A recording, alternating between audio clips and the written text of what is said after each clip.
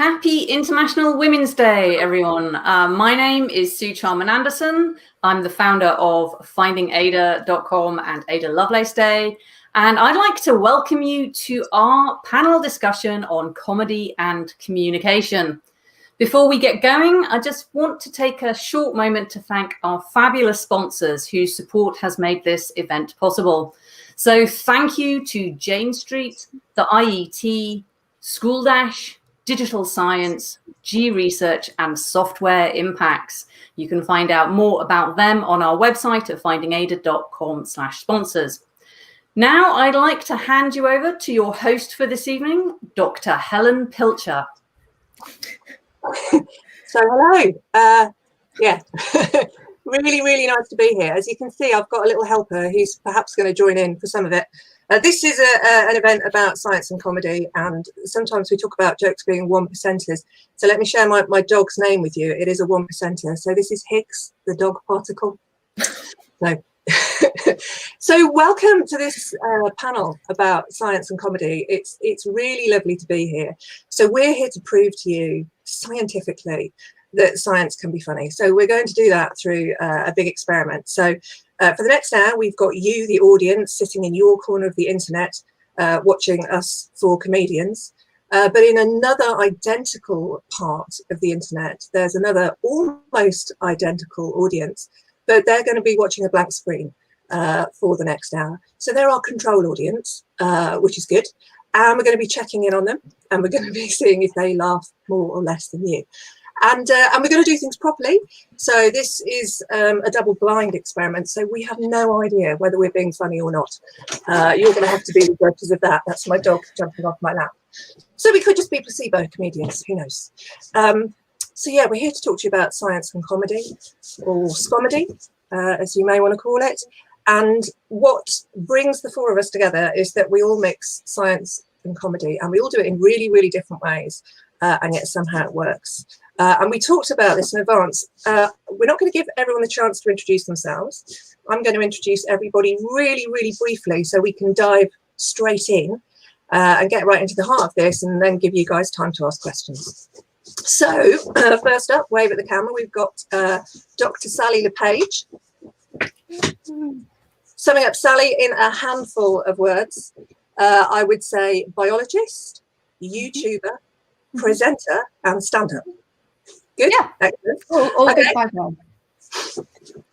Next up, we have Kyle Marian Viterbo. Hopefully I've said that correctly. And for you, I have former physical anthropologist. That's hyphenated, so it's only one word. Comedian, producer, and SciComm consultant. And if you can hear noises in the background, that is my dog settling himself down, but he will settle eventually. And then we have the wonderful Susan Okereke. Hello, Susan. And the words I have for you are maths teacher, podcasts, writer, and puzzle setter. And I am Dr. Helen Pilcher, and I'm a tea drinker mainly. That's mainly what I do. I drink tea, but other words to describe me might be writer, performer, and trainer, but mainly tea drinker is what I would say. So we're going to dive straight in, and what I would encourage my brilliant panel to do is not to be bashful. Us women always have a tendency to play down what we do. I've been learning a lot about these guys over the last couple of days, and they're absolutely awesome. So I want them to tell you everything about what they do, and then we'll dive into science and comedy. So the first thing that I want to throw out to the panel is, and I'm going to start with you, Kyle, if that's okay. The first thing I would like to ask is, how do you mix science and comedy? So a lot of it is me creating shows and spaces where I could really flex the comedic muscles and show a very particular side to science and academia, one that is largely irreverent and also more socially aware, social justice tinged. One of my favorite shows continues to be How Museums Are Not Neutral. And, you know, talking about the racist histories of museums and why Indiana Jones is a terrible archaeologist. So that's kind of my modus operandus, I think. But but that bringing people together, creating that space, especially where I'm based in New York City, has been very empowering for really pushing what I think science and comedy can do that nothing else can quite do. So you're quite an experienced stand-up as well. I mean, a lot of what you do is stand-up, right, Kyle? Not just stand-up. I do improv, sketch comedy, character comedy. But I really like to dabble in how comedy as an art form can like spotlight issues that I care about. Okay, cool. And one of the things that I think Sue might do if she hasn't done it already is maybe dump some links in the chat so that you guys can go off and find some of the content that we produce. That might be a good thing to do, because I've watched a load of your videos of some of your stand-up shows and they're completely awesome. Sally, how about you? How do you mix science and comedy? So I wouldn't call myself a comedian in any way, but I just think that people are going to learn more about science, and if they're having a fun time, because I make science YouTube videos, but I also give, in the before times, I gave public lectures at like science festivals and even one music festival and talks and things like that. So it's very much people who are there for the purpose of entertainment. I don't have a nice captive audience of a bunch of kids locked in a room or what have you. They're just going to walk out or click onto the next video if they don't find it entertaining. So I tend to add some humor, I would say, to everything I do. I have done a little bit of stand-up, but it has been purely a science stand-up event. I've never had to face the full scrutiny of a paying audience that wasn't expecting it to be a little bit geeky. But that's maybe a concept that's worth introducing our audience to, actually, because there is this kind of like emergence recently of science comedy by scientists for scientists. Yeah, right, and other things like that in the UK. Yeah, so we get it's basically a bunch of, often it's academics or people that are loosely linked to academia, and they're just talking about something that either is their research or that they find interesting, but in the style of a stand-up comedy night. So everyone's got a 5-10 minute section to do their little bit, and everyone's usually upstairs in a pub with a drink. It's very much your typical stand-up scene, but they're not expecting you to just make puns or observational comedy. The audience is expecting it to be scientific in nature, and they know that the people on stage aren't professional comedians, so they do tend to be a little bit nicer in their heckles. Do you know, it almost sounds like a bit like you're kind of like putting, in a nice way, saying that maybe these comedians don't deserve to be there as much as comedians that play to bigger audiences. But I've been to a lot of these nights, and the quality of comedy there is actually really, really impressive. And there are courses out there and people out there who train scientists who want to do stand-up. I mean, we're going to be talking about much more than stand-up this evening, but there are options out there. So if anybody's ever thought, like in a really drunken moment, I'd like to give that a go for it, right? Yeah, totally. It's I've always had a fun experience doing it, regardless of how it goes down. And Susan, so you're a maths teacher. Yeah. I would imagine kids are possibly the toughest crowd in the world. And I also, can I just say, congratulations for being here, because with all the schools going back today, I would have imagined you'd be having to lie down in a dark room. Yeah. Well, I'm part-time, so it hasn't kicked off for me as yet. But yeah, like it's a crazy old time currently. But you know, it's, as a maths teacher, it's, you know, the thing I love is the interaction with the students. You know, it's kind of, it's a funny one because it's a bit like having your own show. But obviously the aim, the raison d'etre is to like share information. But you know, math and science kind of have like a reputation for being quite dry. But actually the whole process of learning is very it's very emotional, actually, and so a bit of humanity is kind of necessary. And I think being a little bit funny when it comes to, and light, I think, so because I'm not a stand-up comedian at all. I'm a teacher, and I think humor is incredibly important. And I think injecting humor into learning really can facilitate good learning, because it helps the person be a bit more relaxed and understand that you also are a human.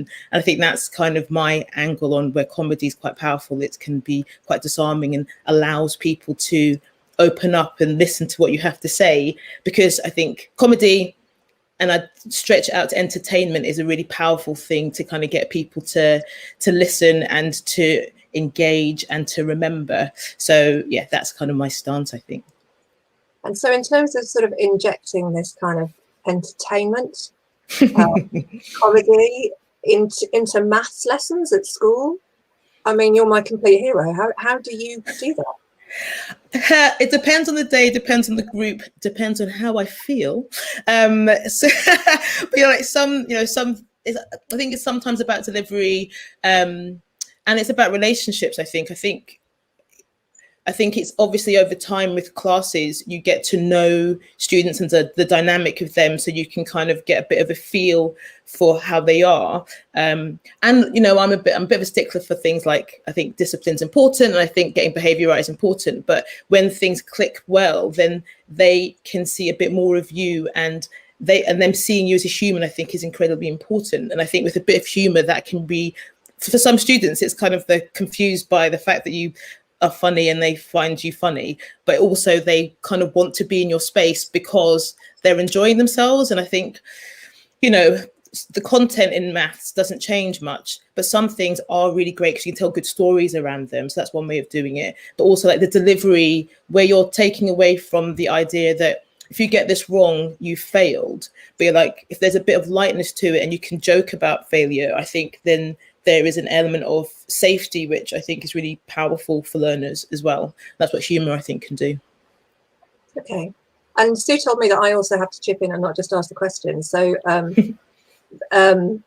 I mix science and comedy in different ways. I've done bits of stand-up over the past, but then I had kids and I couldn't stay awake after 9 o'clock. So I don't do that so much anymore. But I'm mainly right now.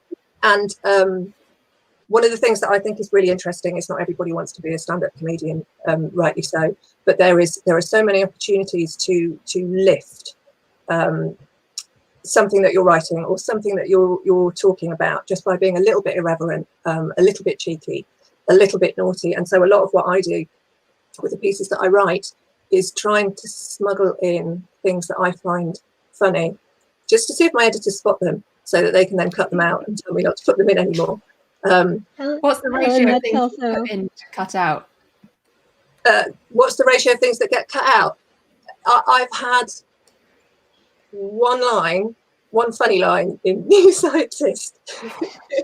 I haven't freelanced for them in a while, but the vast majority get cut out, and I was quite pleased with that funny line. I can't remember else talking about it. Did you? That's my dog. I'm so sorry about that.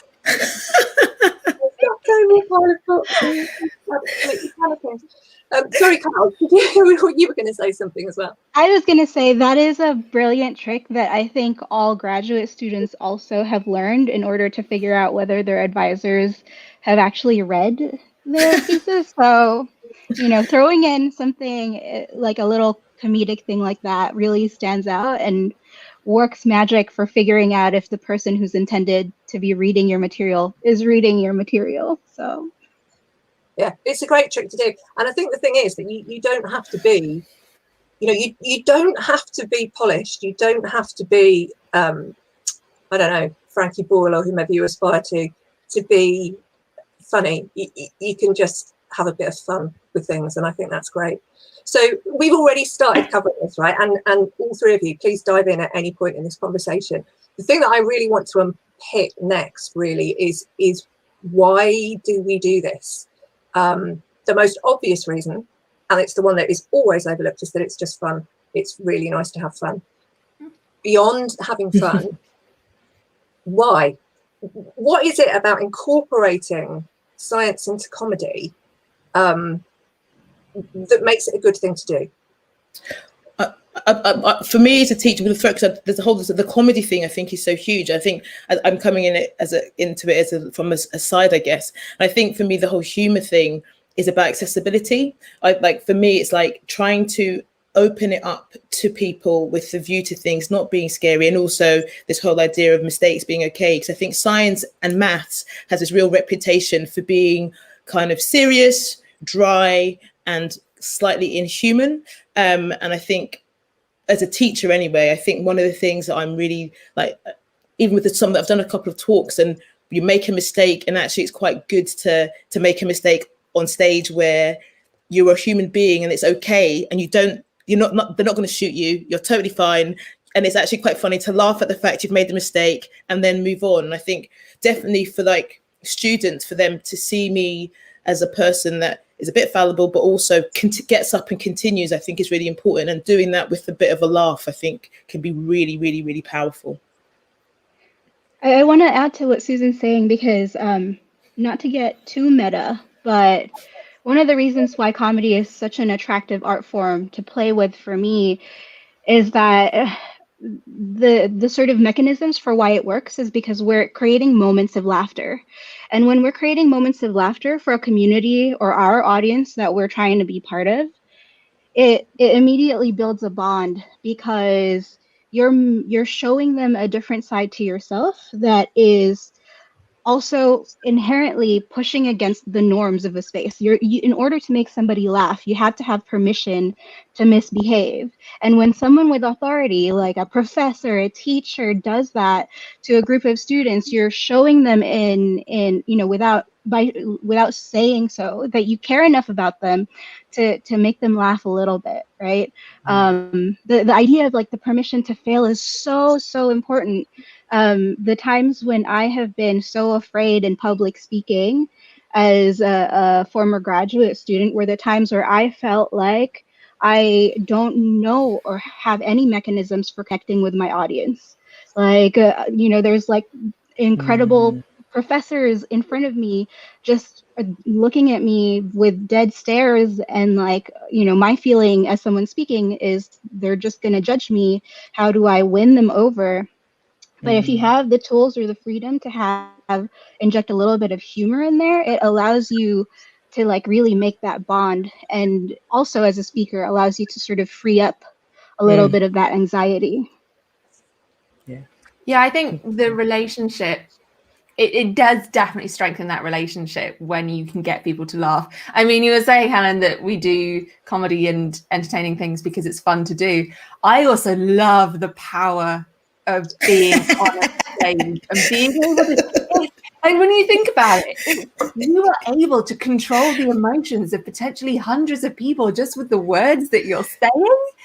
Like, it's like a form of mind control. I can plan weeks in advance some words that when I say them, I know that is the point when you're going to laugh, and that is the point where you're going to take a shocked, or this is the moment when you're going to think, God, I had never thought about. I can control people's emotions, and it's so fun having that power. But also, what the two of you were saying reminds me of, I have absolutely no idea where this quote comes from or even what they were talking about at the time.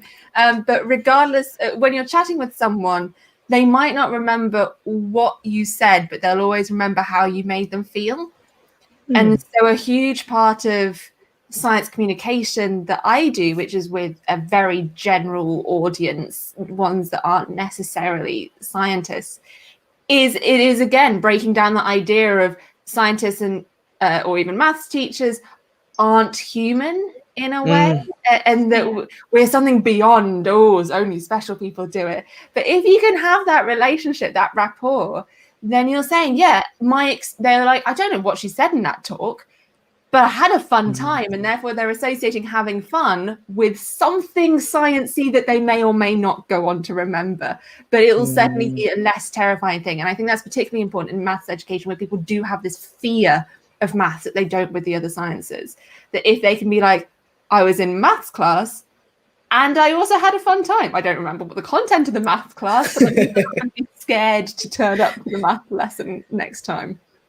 Yeah, that's a big, yes. I was going to say, that's a big aim of mine. I'm hoping most teachers, that you kind of want the kids to leave with the view to not hating the idea of coming back, because they have to come back quite often. But it's the type of thing that how they feel within the lesson isn't always necessarily talked about, but it's super important because engagement and, you know, attachments to the space is so important for the learning process. And as you say, being able to enjoy being in there is, I think, really, really, really powerful. And those are the teachers that There's, we remember. I'm just looking at some of the comments that we're receiving. And I just wanted to highlight that a few people have also pointed out to how humor helps us retain info. I know that Susan, you also mentioned the moments of like comedy allowing like content to click well with, you know, your students. And I can, like, for myself and the way that I approach comedy and science, one of the things that I have always been attracted to is the way that we can use comedy to elucidate sort of the logical thinking behind topics that typically when you're just studying STEM topics, you're being taught that there's a right answer and that you have to use rote memory to pass and succeed. But the reality of being a scientist, an engineer, mathematician is so much about like figuring out the logic and like failing. And there's something so fun about what is the perfect analogy to this complicated idea so that my student or that drunk adult gets it enough, you know? And I have found that really powerful, even in, you know, during the pandemic times and trying to convince our security guard in my home building how an mRNA vaccine works.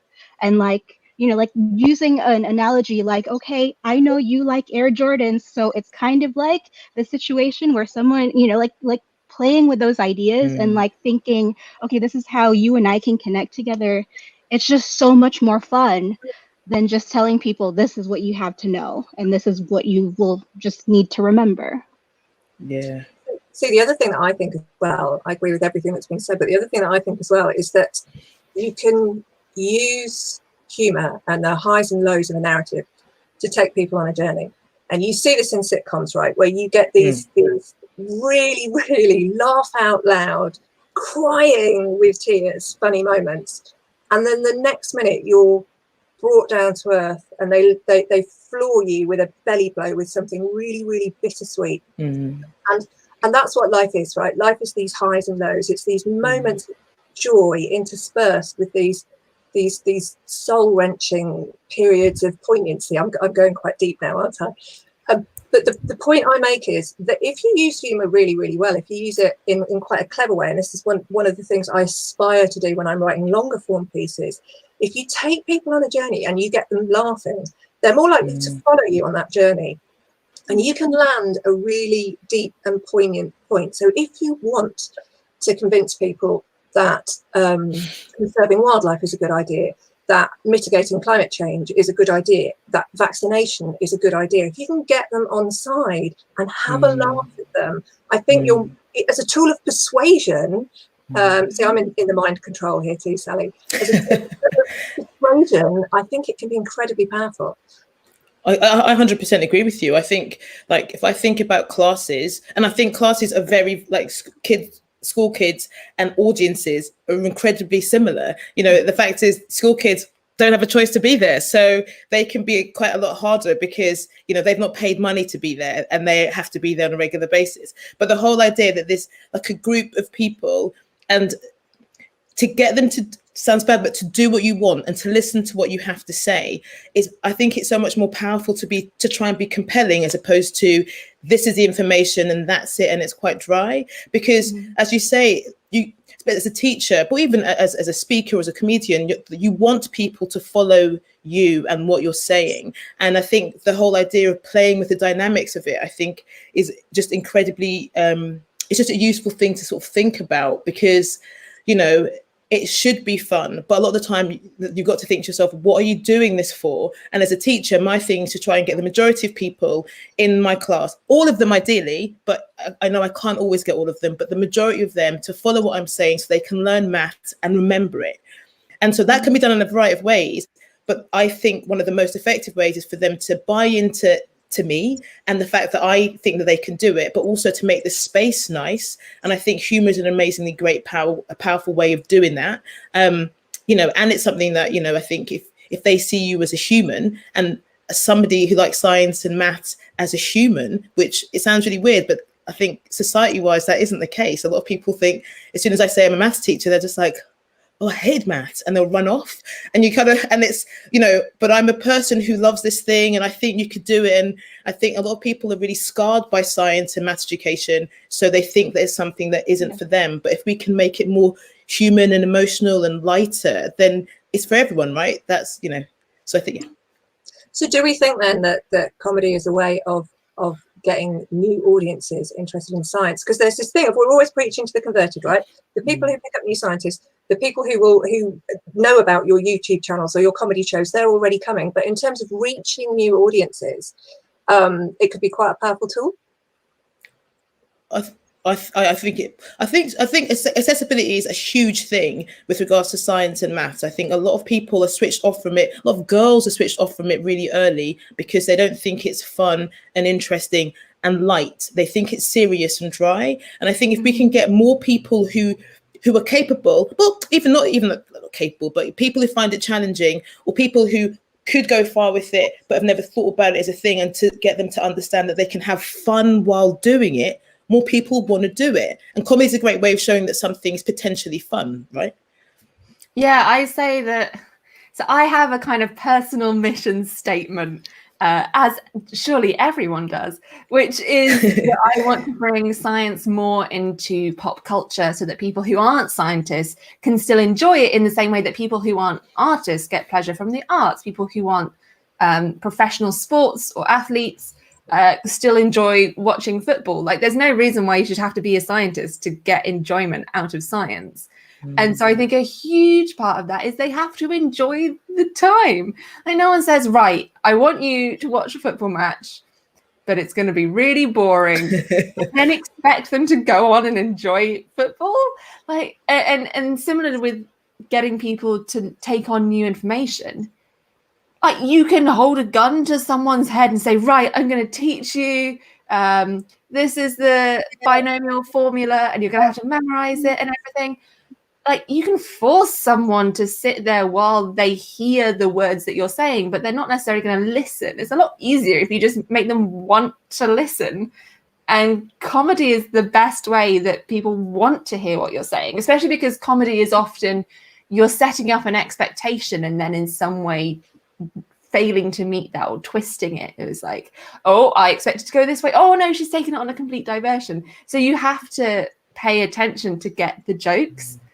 And so they have to be listening to be having the most fun. And because they're already listening to the words that you're saying, I can sneak in like a ninja and sneak in a little bit of science fact in there. So if people see science as, oh, this is fun, rather than, oh, I'm going to listen to a 1-hour lecture on the science thing. Like, no one's going to do that if they don't identify themselves as, I am a science curious person, I am a science fan. Whereas you can get people who are like, I'm a comedy fan. Oh, it turns out I also like science comedy. Can I just say, actually, we've got lots of good questions coming in, and we will come on and take a pile of questions in about 15 minutes, maybe earlier, who knows? But there's a couple of things I want to find out first. Let's think about what you can be funny about. Kyle, you've taken coronavirus and done a comedy show about it, and it was very good, what I've seen of it. Are there topics that we shouldn't make jokes about? Are there ethical considerations around this? So just to like pull back the curtains on how comedy works, especially from a producer's perspective, like, to me, there are like 4 major parts to how a comedic space functions. One is you as the writer performer. One is the space that you've created, whether it's an auditorium versus a basement in London or New York City. It makes a difference in how people will react and like vibe with each other. The other one is your audience. Who is your audience? Is it a bunch of students? Is it people of color? Is it people with power? Is it, like, those factors all play into that.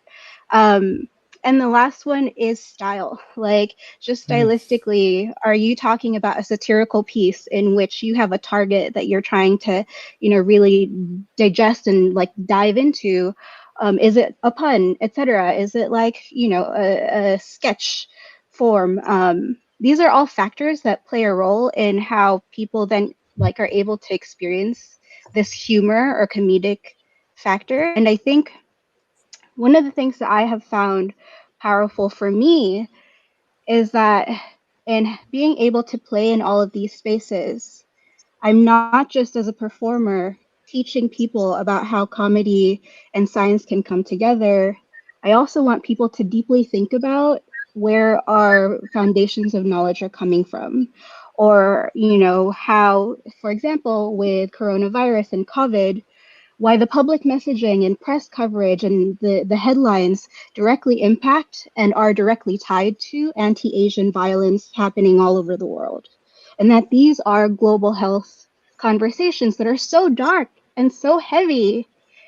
And I will offend white people if I make comedy about this because they're not used to Asians talking and taking space. And that has happened in my show last year where, yeah, one person walked out and was offended, but all the other people walked away with things that they can do immediately at the onset of the coronavirus pandemic. On March 1st in New York City, when the virus wasn't even in New York, I was able to create a space with my fellow comedians where we both educated our audiences on what anti-Asian hate looks like, but also what they can do to not be afraid of this unknown thing because we have science on our side.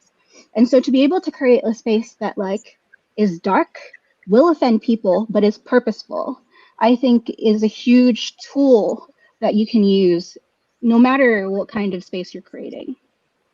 One of the things I've just seen pop up in the comment box that I love is A. Hay has asked, can you make a flat earther laugh enough to change their mind? It's a long-term thing. Yeah. The only way you can change someone's mind is if you have a rapport with them. And there is so much evidence on how to change someone's mind. And ironically, the thing that doesn't work is providing them with evidence. So like just saying, oh, well, here is all the evidence why I am right and you are wrong does not work. If anything, it actually entrenches their wrong opinion more. And so the only real way is to build a relationship with, they have to trust you because what you're asking them to do is to change a fundamental part of their own identity, to be really vulnerable and say, this thing that was so central to myself, my character and my belief system is wrong. And that is such a vulnerable thing to ask people to do, that they have got to trust you in that moment. And yeah, building a comedy is one of the best ways of building a rapport with people. So yeah, if you're laughing with them, then at least you can start to have a discussion and they might listen to what you're going to say. Also the power, sorry, I was going to say also the power of comedy, just as thinking of somebody who enjoys comedy as a general thing, is like the fact that the shock factor can be so powerful in planting a seed, which you then think about later, which could then impact how you think about something. So I think, you know, the instant thing is like a laugh.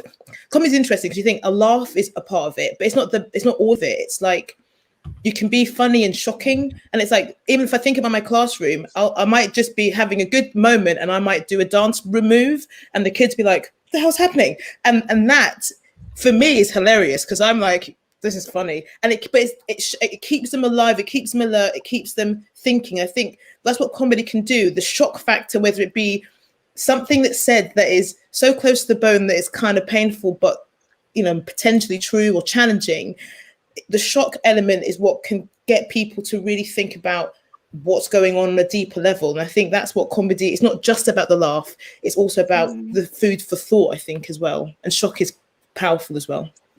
A friend of mine calls it the refrigerator moment, where like you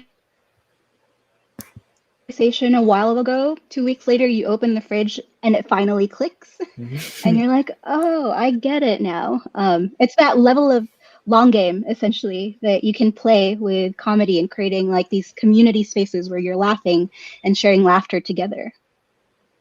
I think one of the things that I find interesting, I can't remember which comedian it was that said it. This isn't my original idea, but somebody once said that when you're being funny, when you're doing comedy, you're essentially inviting the audience to literally step into your shoes, to see the world through your eyes and to try on your perspective. So, you know, sometimes we find ourselves laughing at things that we didn't think we would laugh on because we've bought into this person's world.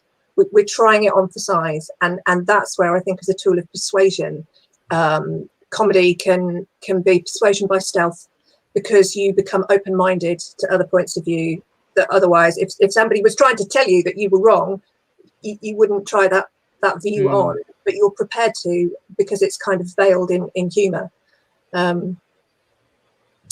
Somebody is saying, I'd love to hear more about, Happier Outside says, I'd love to hear more about how much you each think about the audience you're talking to. Kyle's point about being provocative whilst also being real and focused on education is really interesting.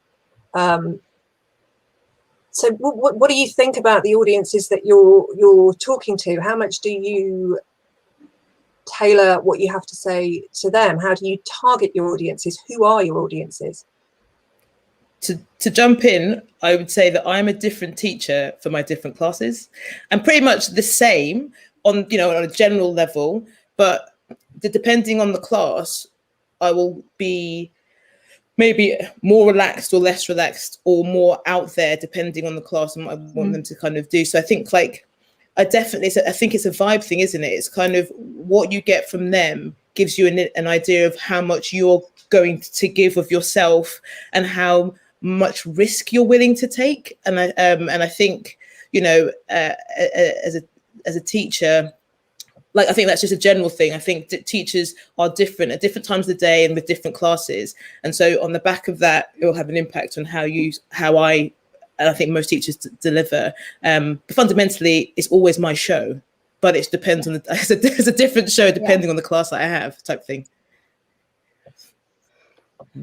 Yeah, when I'm making YouTube videos, I don't have the luxury of seeing my audience at the time. I have fantastic Google Analytics and YouTube Analytics, and if ever you've been on the back end of YouTube, making videos, you will be scared at how much information the creators get to see en masse, as to I get to know what mobile phone provider you have if you're accessing on a mobile, what country you're from, what your age bracket is, at what point you clicked off. All this is all aggregated, so I don't get individual pieces of information, but all of this happens after the video has gone out.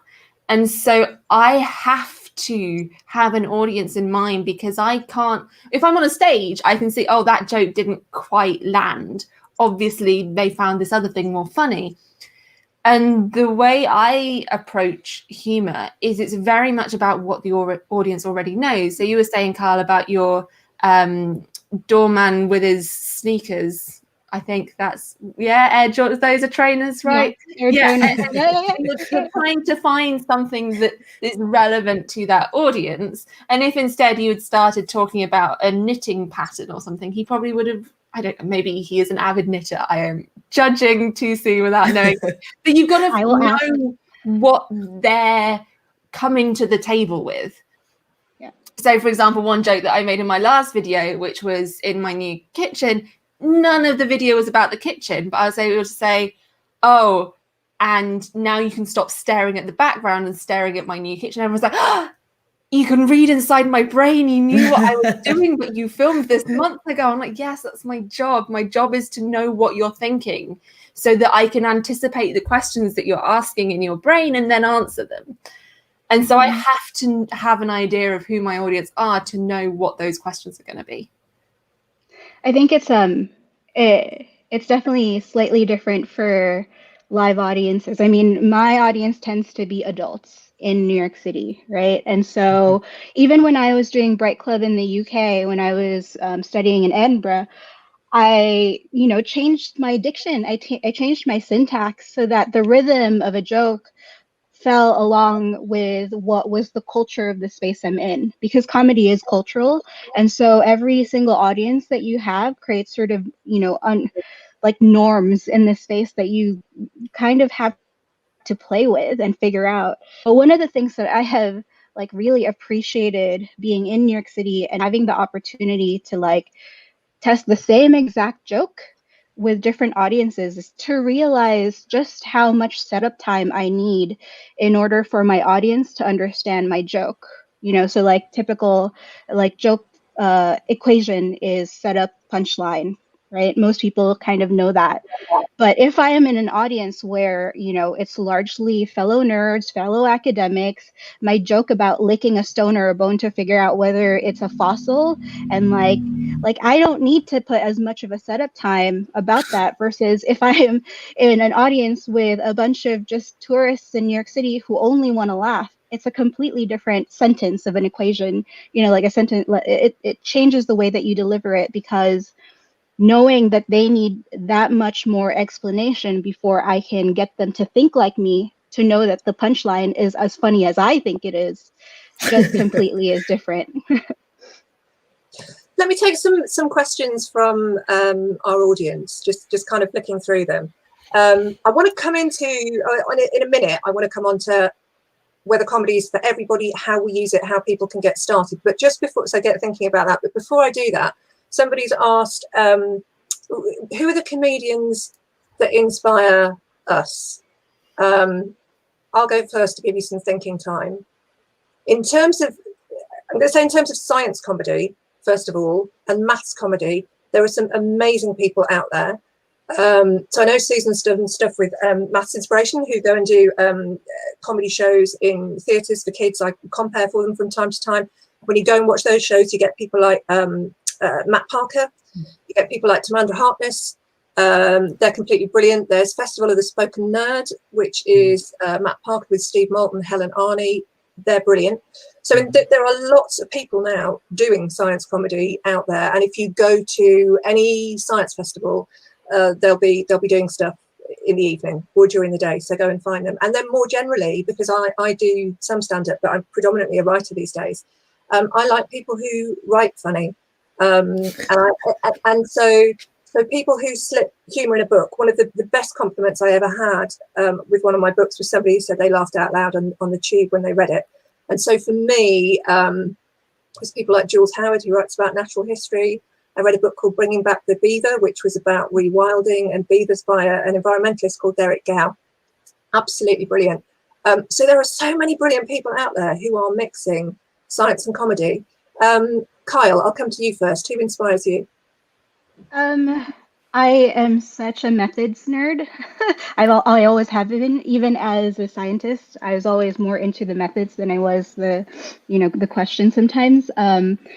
But people who early on in my comedy path, seeing Robin Ince do his thing and being able to ask him, how he found his niche, and him saying that everything is a niche, like really set that mindset for me that like I don't need to conform to other people. I can trust my own voice. But these days, there's so many incredible comedians doing such different things, like using comedy as a tool with purpose, like Gary Gulman, Hannah Gadsby, Ali Wong, and the way that they're able to weave in like really powerful issues into their comedy and like enlighten people about what that life is actually like, so that your audience finds empathy at the end of it, is like the thing that I have been really drawn towards these days. Sally, how about you?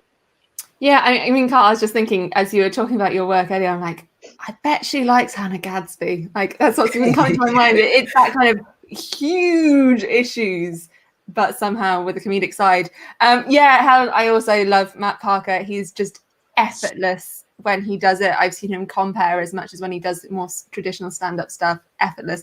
Unfortunately, again, I'm also going to list a load of men. It's one of the things. There aren't that many female comedians, certainly when I was growing up, for role models.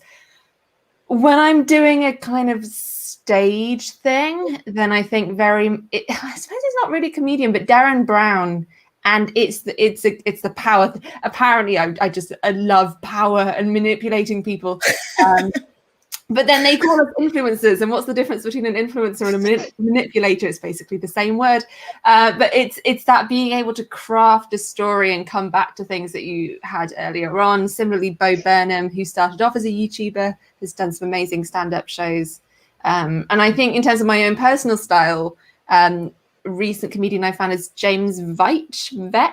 I'm not quite sure, but it's that kind of light-hearted, absurdist humor rather than necessarily something that's like bringing other people down or that kind of thing. So it's nice to see. I don't study comedians, but it's just like, oh yeah, that's what I'm like on stage. Susan, how about you? So, well, like I'm not like I say, I'm not like I love comedy in the sense I like a good. I realize that the comedy I enjoy are good stories. People are very good at telling stories and taking me on a journey, and as you say, helping me, like getting me into their like world.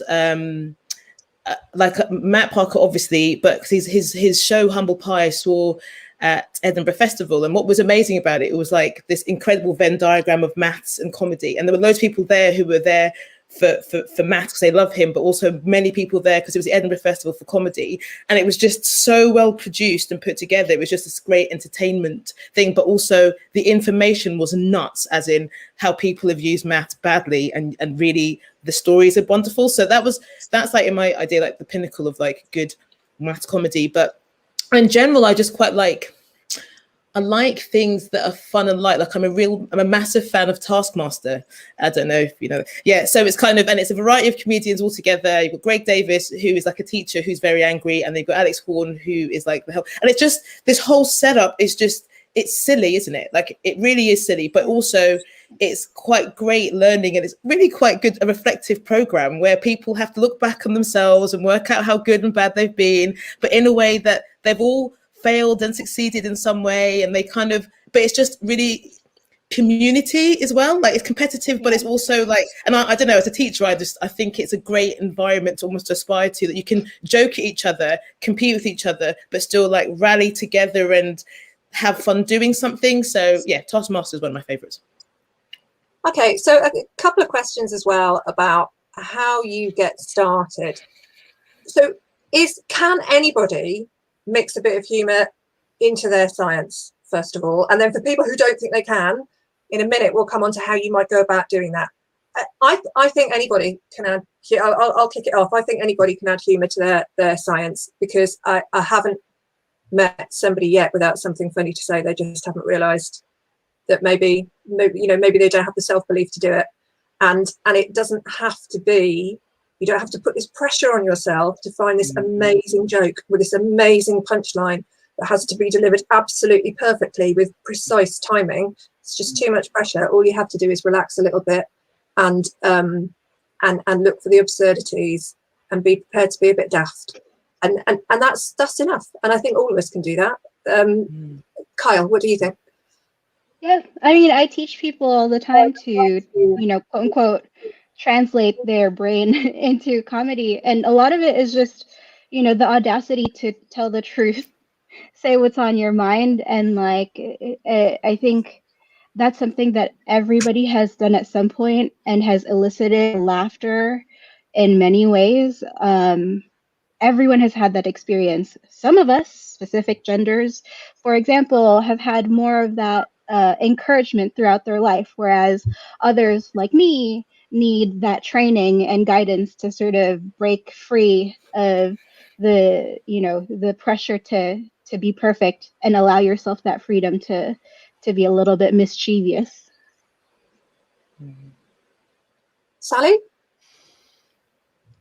I think anyone could. I think so. I come from an academic background, and so I've given a lot of seminars on how to give a decent academic talk. And obviously, if you can give a humorous academic talk, it's great. But humor is one of those things that can go both ways in very extreme directions. It can go great, and people will be talking about your talk at the pub afterwards, or it can go horribly wrong, and you don't understand the implications of what you're saying. Like you end up offending someone, or it just doesn't land. And so you don't want to be starting out in a high stakes environment. You want to be in a place where people are kind of expecting something funny. So for example, if you're an academic, I wouldn't suggest doing your keynote speech at the conference and that's the first time you've ever tried sticking in something funny. Like start with your lab meeting or when you're presenting your work. And I think you can then get a feel. For some people, you can just off the cuff come up with funny things and react on stage and be really spontaneous. Other people will prefer to have things very planned out and will need to practice it and will need to kind of bounce it off different audiences to see if it works. So yeah, I think everyone should try it, but just be careful where you try it. What do you think, Susan? So yeah, I agree with Carla and Sally and yourself, but in a way that I think it also comes down to what you're trying to say. I think like honing in on your key message and then working out whether injecting comedy is appropriate, I guess, or that you feel confident and comfortable doing that, or whether, you know, it's, if you want to try it out, then as I say, I think low stakes is better first to try it out. And then the more confident and more into your own voice, I guess, the better. But it's like, I think it's quite a good thing to be able to feel confident to fall back on. I think a lot of people get stunted by being scared about looking silly or presenting properly. And actually, if you like one of the things that's helped me in teaching is almost forgetting about what I look like and thinking about what is it I'm trying to deliver, and then relaxing into that message and knowing that message. And then from the message, I can then roll on, be a bit lighter with what I have to say, and then throw in some ideas because I'm confident in the content. So I think that's kind of, you know, I think that's where, as a speaker, if you're confident about what you want to say, things going a bit awry is kind of all right because you're still grounded in what you're trying to say. Like, so yeah, so I've done a couple of talks, and there was one of them was my first, like, it was a nerd talk, and I was talking about like maths language, and I did put something on the board, and I totally didn't realize I'd made an error, which was literally drawing something that was meant to be 11, and I'd done it as 10. So everyone else was like laughing at my mistake, but then thankfully I was like, oh, I'm cool with that. I make mistakes in class all the time. That's totally fine. And that lightened the load for me, and I was able to just like riff on that. So, but it's a confidence thing, I think. You know what I mean? It's a personal thing and a confidence thing. Before we move on, I just really want to highlight that, like, both of the things that Sally and Susan are talking about really is something I'm very passionate about, the fact that academic and teaching spaces have no place to practice for the public speaking that we're meant to be doing, that we're thrown into the pit, like, you know, into the shark pit, essentially, and expected to sink or swim. And there are certain people, again, typically cis men, who have grown up encouraged to do that. Whereas, you know, if we had more spaces, supportive spaces to fail in practice, the way that, you know, in the comedy spaces, we have open mics to do that and flesh out the mechanics of how not only we're performing, but the content that we're doing, we're trying to communicate. Like, that is such an important skill building kind of space that professionally does not exist. And it is a true, you know, it is not great.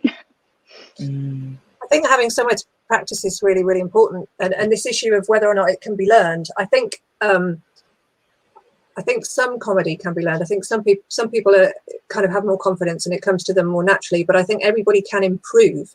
And in terms of, people were asking about resources and things, that, you know, there are psychom workshops that are out there. There are people who can help you try and put a bit of comedy into what you do. But the other thing I would do, you know, you can go out there and you can find these resources. But the other thing I would do is watch people who do it well and learn from people who do it well. Because you, as I said at the beginning, you probably don't want to be a stand-up comedian, and that's completely understandable. But you might want to give a lab talk, or you might be giving a talk at a science festival, and you think, how do I just make sure that this isn't beige all the way through?